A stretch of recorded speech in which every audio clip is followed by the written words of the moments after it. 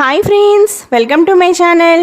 ఈరోజు వీడియోలో మనం సాయిబాబా నవగురువార వ్రతం ఎలా చేయాలో ఈ వీడియోలో తెలుసుకుందామండి. సాయిబాబా ఈ పేరు తెలియని హిందువులు లేరు.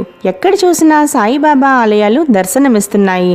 దేశమంతా బాబాను ఎంతో భక్తి శ్రద్ధలతో కొలుస్తున్నారు. భక్త సులభుడైన బాబా తన భక్తులు ఎవరైతే బాబాను భక్తి శ్రద్ధలతో పిలుస్తారో, తలుచుకుంటారో, పిలిస్తే పలుకుతాను అని సాయిబాబా స్వయంగా చెప్పారు. అయితే ఈరోజు మనం సాయిబాబా నవగురువార వ్రత పూజా విధానం గురించి చాలా క్లియర్గా ఈ వీడియోలో తెలుసుకుందాం. అయితే ఈ నవగురువార వ్రతం కులమతాలకు అతీతంగా ఎవరైనా ఆచరించవచ్చు. కేవలం గురువారం రోజునే ఈ వ్రతాన్ని ఆచరించాలి. సాయిబాబా వ్రతం చేసేవారు ఖాళీ కడుపుతో ఉండకుండా పాలు, పళ్ళు తీసుకుని ఉపవాసం చేయవచ్చు. కానీ ఒక్కసారే ఆహారాన్ని తీసుకోవాలి. వీలైతే సాయిబాబా ఆలయాన్ని చక్కగా ఆ రోజు దర్శించుకోవడం మంచిది. ఇప్పుడు గురువార వ్రతమునకు ఏం కావాలో తెలుసుకుందాం. గురువారం నాడు సాయి పూజకు ఒక పీటను శుభ్రం చేసి అలంకరణ చేసి పసుపు వస్త్రం పరిచి సాయిబాబా విగ్రహాన్ని పెట్టి, సాయిబాబా పటాన్ని కానీ లేదా విగ్రహాన్ని కానీ పెట్టి చక్కగా గంధంతో బొట్టు పెట్టి దానిపై కుంకుమ బొట్టు పెట్టాలి.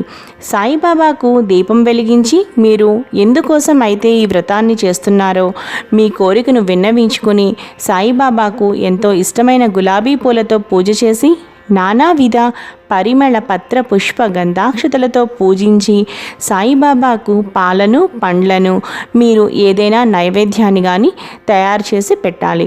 ఆ తరువాత సాయిబాబా బోధనలను లేదా సాయిబాబా చాలీసా కానీ చక్కగా చదువుకుని లేదా సాయి సచ్చరిత్రను కూడా మీరు చక్కగా చదువుకుని ఆ రోజు పేదలకు అన్నదానం చేయాలి. అయితే ఈ విధంగా 9 గురువారాలు చేశాక ఆఖరి రోజు 9 మంది ముత్తైదువులను కానీ లేదా 5 ముత్తైదువులైనా సరే ఇంటికి పిలిచి తాంబూలం ఇచ్చి సాయిబాబాకు పెట్టిన ప్రసాదాన్ని వారికి ఇవ్వాలి. దానితో పాటు నవగురువార వ్రతం పుస్తకమును కూడా ఇవ్వాలి. ఒకవేళ మీరు మధ్యలో ఏదైనా అవాంతరం వచ్చి ఒక గురువారం చేయలేకపోతే ఆ గురువారం వదిలివేసి నెక్స్ట్ గురువారాన్ని కూడా మీరు చక్కగా చేసుకోవచ్చు. ఈ విధంగా సాయిబాబా నవగురువార వ్రతాన్ని ఆచరించాలి.